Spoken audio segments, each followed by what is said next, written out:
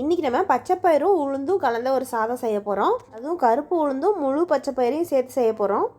எப்பயும் இந்த உளுந்தஞ்சோறுலாம் செஞ்சோம்னா உளுத்தம்பருப்பில் இருக்கிற இந்த சிறு கசப்பு தன்மை இருக்குது இல்லையா, அந்த டேஸ்ட்டு கொஞ்சம் டிஃப்ரெண்ட்டாக இருக்கிறதுனால நிறைய பேர் உளுந்தஞ்சோறு சாப்பிட்றதுக்கு விரும்ப மாட்டாங்க.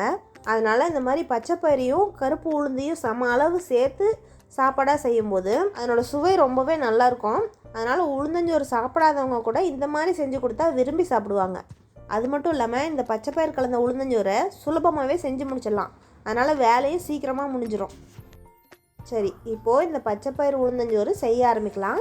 அதுக்கு முதல்ல பச்சைப்பயிரையும் கருப்பு உளுந்தையும் சரியாக எடுத்துக்கலாம். இப்போ பச்சைப்பயிர் 1/2 கப் எடுக்கிறோம்னா கருப்பு உளுந்தும் 1/2 கப் எடுத்துக்கலாம். இதை ஒரு 10 மணி நேரத்துக்கு ஊற வச்சிடணும். நான் அடுத்த நாள் காலையில் செய்கிறதுக்கு முதல் நாள் இரவே ஊற வச்சிடுறேன். இதை நல்லா கழுவிட்டு ஊற வச்சிடலாம்.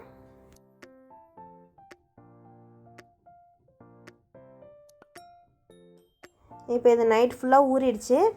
இது என்னமே ஒரு குக்கரில் போட்டு இந்த பச்சைப்பயிரும் உளுத்தம் பருப்பும் முழுகிற அளவுக்கு தண்ணி ஊற்றி இதுக்கு தேவையான அளவுக்கு உப்பு போட்டு அடுப்பில் வச்சு ஒரே ஒரு விசில் மட்டும் வச்சிடலாம். இந்த பச்சைப்பயிரும் உளுத்தம் பருப்பும் ஒரு பக்கம் வேகட்டும். அதுக்குள்ளே நாம் இந்த சாதம் செய்கிறதுக்கு தேவையான அளவுக்கு அரிசி ஊற வச்சிடலாம். நான் இந்த சாப்பாட்டுக்கு அரிசியும் இந்த பயிரினுடைய அளவும் எப்படி எடுத்திருக்கேன்னா, பச்சைப்பயிரும் கருப்பு உளுந்தும் ரெண்டும் சேர்த்து 1/2 கப் எடுத்திருக்கேன். அரிசி 3/4 கப் அளவுக்கு எடுத்திருக்கேன். மொத்தமாக 1/4 கப் வரும். பச்சைப்பயிரும் உளுத்தம் பருப்பும் வெந்துடுச்சு. இனிமேல் தாளித்து விட்டு அரிசி, வேக வச்ச பச்சைப்பயிறு, உளுத்தம் பருப்பு எல்லாம் கலந்து ஒன்றா வச்சிடலாம்.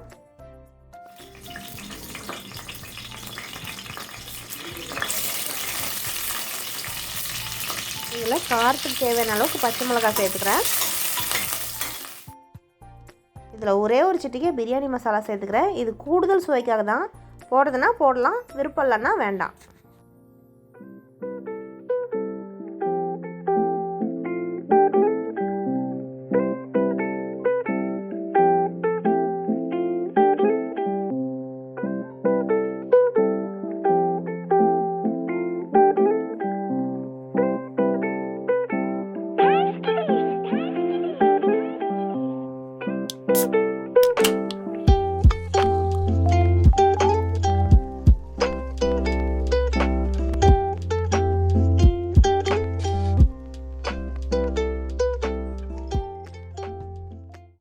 இதெல்லாம் நல்லா கலந்து விட்டுட்டு தண்ணி அளந்து ஊற்றிக்கலாம். இப்போ தண்ணியினுடைய அளவு எப்படின்னா, நம்ம போட்ட அரிசி இருக்கு இல்லையா, அந்த அரிசிக்கு எவ்வளோ தண்ணி எப்பவும் வைப்போமோ அதை மட்டும் ஊற்றினா போதும். ஏன்னா பச்சைப்பயிரையும் உளுத்தம் பருப்பையும் ஏற்கனவே வேக வச்சிட்டோம் இல்லையா, அதனால் அதுக்கு எக்ஸ்ட்ரா தண்ணி ஊற்ற தேவையில்ல. நான் இதில் தூய மல்லி அரிசி போட்டிருக்கேன். அதனால் 3/4 கப் அரிசிக்கு 2.5 கப் அளவுக்கு தண்ணி வச்சுருக்கேன். அந்த மாதிரி ஒவ்வொரு விதமான அரிசிக்கும் ஒரு சில அளவு வச்சுருப்பீங்க இல்லையா, அதுக்கு தகுந்த மாதிரி தண்ணி ஊற்றிக்கோங்க.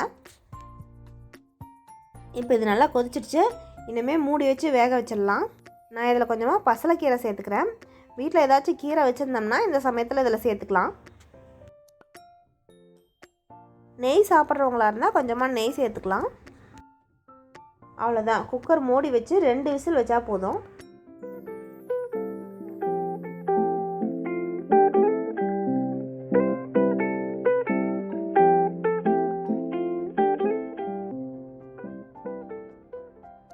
சுவையும் சத்துக்களும் நிறைந்த பச்சைப்பயிர் உளுந்தஞ்சோறு சாப்பிடலாம்.